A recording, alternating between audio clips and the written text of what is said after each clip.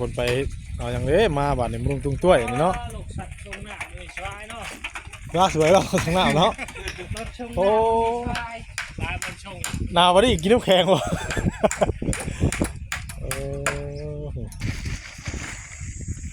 ลมอะไรพี่น้องแล้ว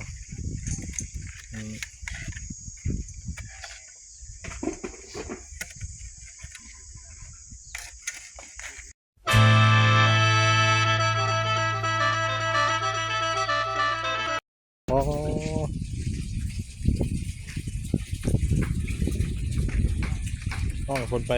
เอาอย่างนี้มาบาดนี้มุงตุ้งต้วยนี่เนาะลูกสัตว์ตรงหน้าเลยสวยเนาะน่าสวยเนาะทางหน้าเนาะโอ้ลายมันชงหนาววันนี้กินน้ำแข็งวะทางมอยันบายดีเด้อเนาะทางมอยันมาผู้เดียวว่ามึงมาผู้เดียวมาผู้เดียวมาผู้เดียวเนาะสายเดียวคือข่าวมานำได้นี่คือข่าวมานำบ่นี่แหละโอ้มันหาบ่ได้กินยากนะเห็นไรถ่ายอย่างเรียบร้อยบ่ถ่ายแล้ววันนี้สิไปเฮ็ดต่อบ่เนี่ยสิไปบ้านนาทองพุ่นแหละสิเข้าไปหาน้องเบยน้องเบยเนาะเพราะว่ามากะฮอดตัวท้ายเติบแล้วมาผู้เดียวเพิ่นมื้อนี้เนาะนี่เนาะเพิ่นฮอดเนาะเดินทางมาแต่เช้าพี่ว่าสิเข้าอยู่พี่น้องเนาะแต่ว่าเฮาก็ทำเฮ็ดเบิ่งงานนี่กับอีกอย่างเพิ่นก็น้องเพิ่นคือสิบ่ได้อยู่วันตู้เพิ่นดอกเพิ่นว่าเพิ่นมาสวยงานอยู่พี่เพื่อสิสวยงานอยู่บ่งนะเพิ่นอยู่บ้านนอนเครือนะจะเข้าไปนะเนาะจะเข้าไปนี่ก็พอดีแล้วลัดไปนี่ลัดไปโอ้ยบ่กล้าไปทางมันเปี่ยวโพดเอ้าคือว่านี่นะมันทางยากดีไซน์ก็หลายโค้งไปพุ่นนั้นเนาะทางบ่ต้องเข้าพุ่นนะโค้งพุ่นแล้วเพราะว่าเฮาก็บ่เคยลัดนะยากเอาง่ายเข้าไปก็แต่มื้อเพิ่นทางน้ำพุ่นน่ะแต่มื้อนั้นพุ่นเนาะแม่นแล้วก็บ่ได้เข้าไปเลยเมื่อวานนี่ว่าสิเข้าไปก็ยันน้องเพิ่นบ่อยู่แน่เมื่อวานนี่ก็เลยบ่พาเข้าไปว่ามื้อนี้ว่าสิเข้าไปก็เห็นเพิ่นมีเวียดแล้วก็คือสิอดอีกแล้วมื้อนี้ ใจก็อยากไปอยู่แล้วพี่น้องเนาะเห็นก็ไปพุ่นแหละเดินมาเท่านึง2-3 มื้อ 4-5 มื้อไวเดียวของมื้อไวการมันเฮาไปเฮาเอามาสิก็มันเอาเพื่อเฮากลับอีกมันก็เบิดมื้อละแสนปลายมื้อละแสนเด้อเนาะแสนซาวเบิดมื้อละ200 บาทนะถ้าว่าไปกลับอายุหากินนี่ก็เลยเดินมาเทื่อเฮาก็มามื้อนึงก็นอนค้างคืนนึงกลับมื้อไปนี้เนาะมีแรงมันก็จะสินอนบ่ได้แหละบ่งั้นก็ได้หามานอนยากถ้าไปเพิ่นก็ห่วยทอมน้องเบยแล้วมันบ่พอว่านอนได้5คนพู่มันบ่มีบ่ไว้รถสำคัญตัวนี้แล้วเนาะพี่น้องเนาะไว้รถสำคัญตัวนี้มันต้องหาบนฝากเพื่อนแถวนี้ใกล้บ้านแถวนั้นนะเพิ่นว่าทางบ่พรนะเพิ่นไว้ให้แต่เก่าเนาะบ่แม่นก็บ่ฮู้กันว่าเพิ่นไว้ทางไหนเนาะโดยไปเลยบ่นี่โดยสบายดีเดี๋ยวทางปลอดภัยเด้อเนี่ยพี่น้องเนาะสายเดียวของหน่อยเพิ่นมื้อนี้เนี่ยล่ะ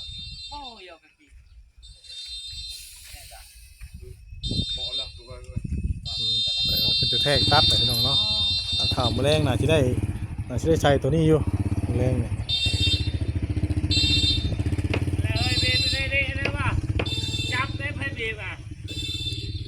กันเองตัดข่าวตัดข้างล่างเลยครับลงมาเห็ดตัวนี้เนาะมือแรงคือชีแล้วอยู่พี่น้องสำหรับขึ้นโค้งเทข้านกับเทก็จนแล้วเลยข้านหนึ่งบาทโอเคตกลงโอเคตกลงเลยเทเลยเทไทย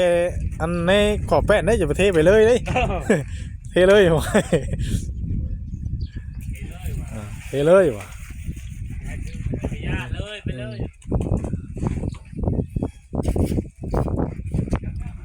ขักแล้วไวเติบพี่น้องเลยเนาะ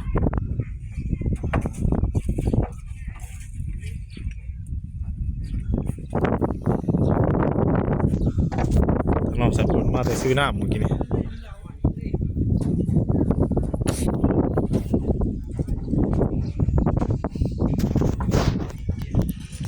เบิ่งกันไปเรื่อยๆพี่น้องเลยเนาะเปิดภาพมาวันนี้ครับทั้งน้องสับปะรดมันครับชมปูนชมแห่ซอยกับสร้างเพิ่น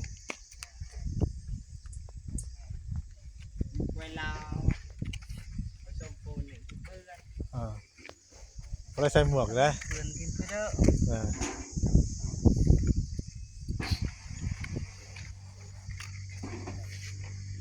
เทคานเด้เนาะยังหน่อยนึง เนี่ยเอาเจอได้ข้ามนี่แหละ แล้วมันปืนเจอเนี่ยมันแก้กับตั้งมันกบแล้วปืนเนาะ มันเป็นเนื้อ เฮ็ด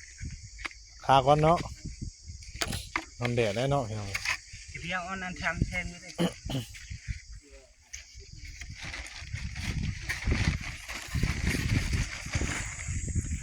ลมเลยแหละพี่น้องแล้ว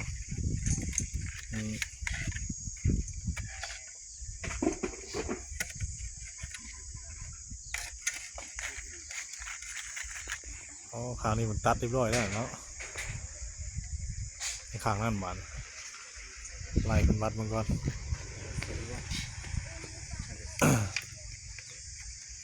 เอาเพื่อไว้บ่อหญ้าบ่ฮอดมันหางมันบ่อหญ้าไปทางได้ละให้มันเดือดลงไปประมาณสัก15 เซน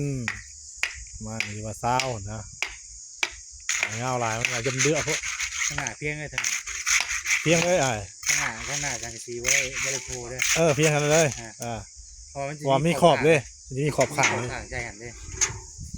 ขอบขางพกไว้เลยมันโพแต่ทั้งท้าย โอ้ใส่ทั้งหน้าทั้งนั้นเชื้อ ทั้งนี้ ทั้งขางมันก็มีเขามีขอบขางนะว่าไงกันมันจะมีกบปกไว้ มันจะมีขอ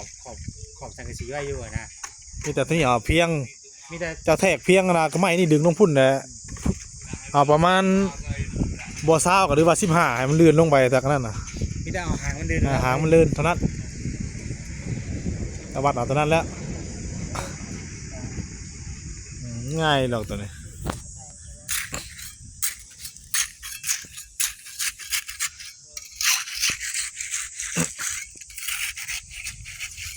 แทกความกว้างความยาวพี่น้องเนาะ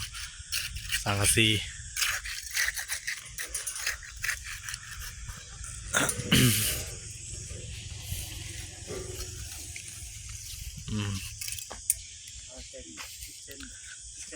ตอนนั้นจะเช่นฮะคักเทประมาณประมาณ20 เซนเนี่ยว่ามันยาวพุ่นนะ15จะว่าพอดีแล้ว15แหละพอดีงาม15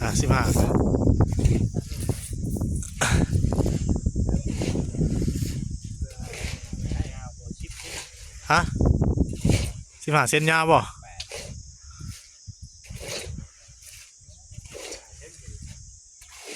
จักเส้นฮะ15บ่น่ะก็เพื่อเป็นเพื่อยังกับมันรถเข่าประมาณเอาจัก10 เส้นได้ลองมึงอยู่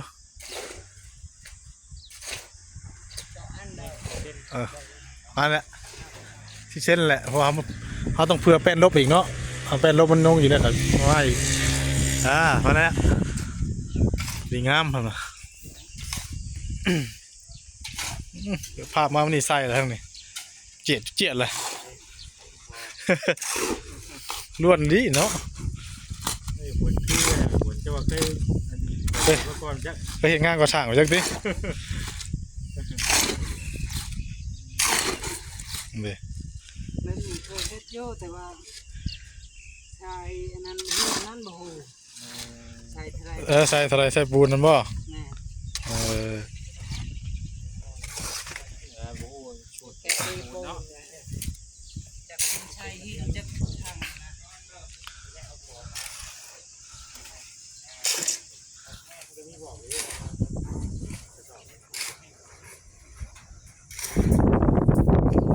ลม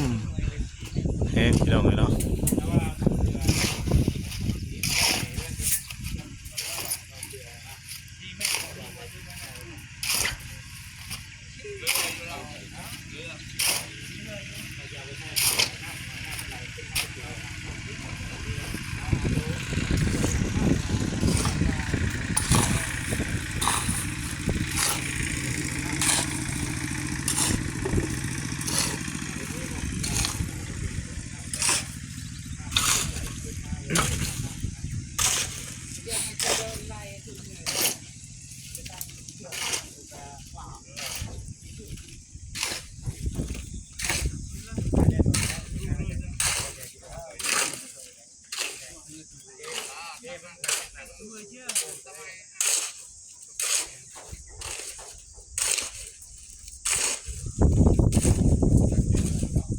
แพกรางวัลพี่น้องเนาะหลังโพงใหญ่เรียบร้อยแล้วพี่น้องเนาะยังทั้งหน้าบาดนี่พักกินข้าวกินน้ำเที่ยงยังเป็นทั้งหน้าต่อใส่ตัวนี้เนี่ยกระลัดตรงนั้นใส่ประมาณนี้ เข้ามาแล้วไว้จะสุดแล้วเนาะแล้วก็นี่แกะได้เลยเพราะมันอยู่ใส่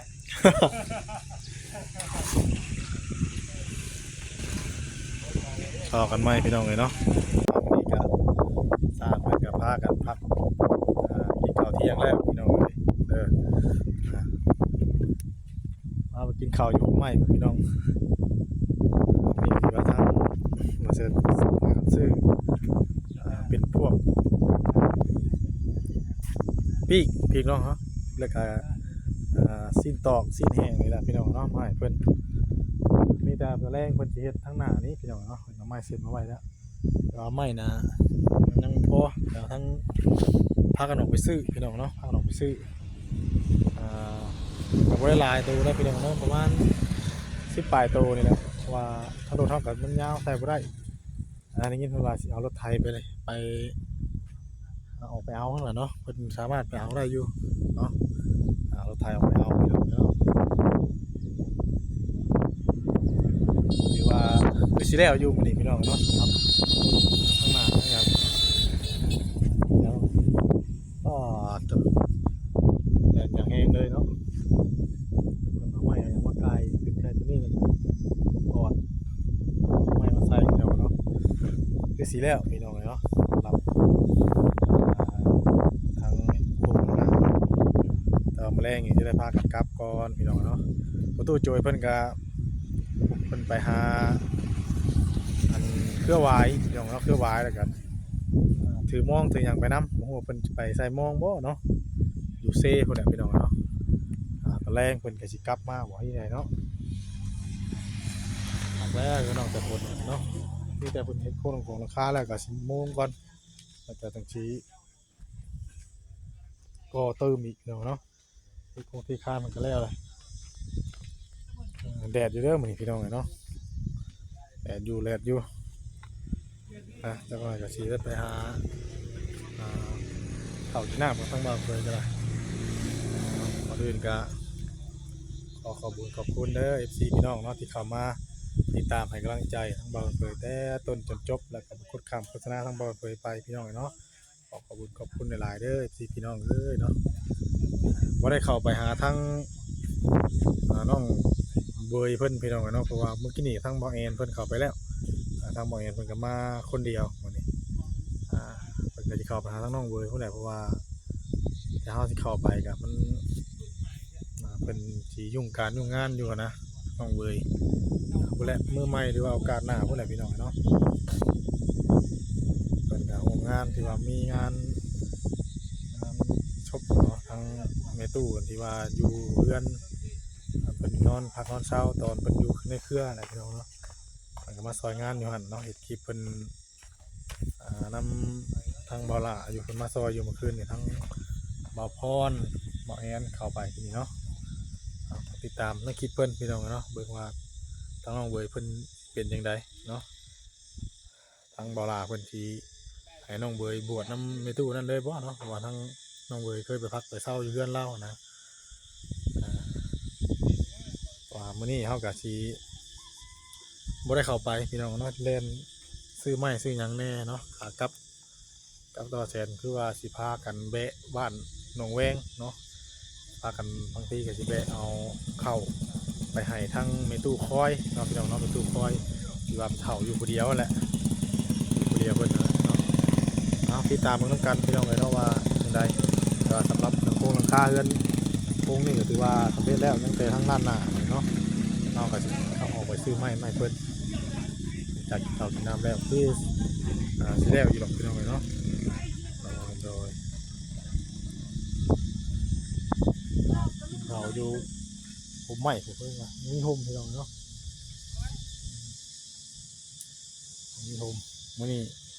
ถือว่าเย็นสบายมื้อนี้ดู2 คนพี่น้องเนาะทั้ง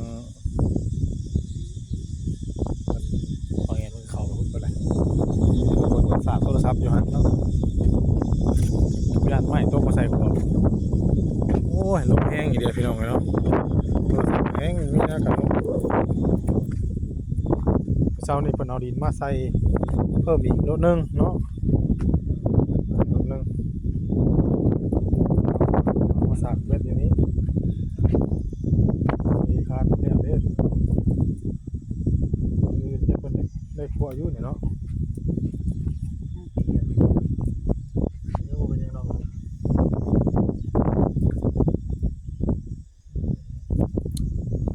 ว่าแล้วโค้งหลังใหญ่เนาะยังเหลือแต่เทิบทั้งหน้านี่พี่น้องทั้งหน้าแรงก็คือสิแล้วอยู่พี่น้องเนาะไม้เฮาก็ยังบ่ได้เฮ็ดไว้อยู่เลยก็เอาไปซื้อไม้แน่เนาะตามมือน้องกันพี่น้องกินข้าวแล้วบ่น้องครับรถยังอยู่ อยากเลิกกินก่อน ตามกินก่อน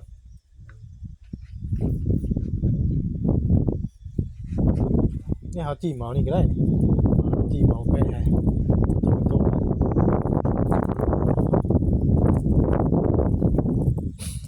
เดี๋ยวจิ้มมันลงมาอีกนะเนาะถักแล้วเกินออกจากคนบอลเริ่มเป็นรูปเป็นร่างขึ้นโค้งขึ้นหยังนะพี่น้องเรายังแต่ทั้งหน้าเอาตับขึ้นมาอีกวันนี้คือสั่งสังกะสีมาให้เพิ่นเลยวันนี้พี่น้องเนาะสังกะสีนี้จักกี่ถึงสีอย่างแล้วน้องไอ้เพิ่นมักสีผ้าคือสีแดงหรือว่าสีทะเลเนาะมีก็มีหลายสีได้หลายสีขาว มีนั่งงามบ่เพิ่น หึ มีนั่งงามบ่ สีงามบ่มีสีแดงแล้วก็สีแดงเข้มๆนิดนึงแดงอ่อนแล้วก็สีฟ้าสีทะเลสีอันนั้น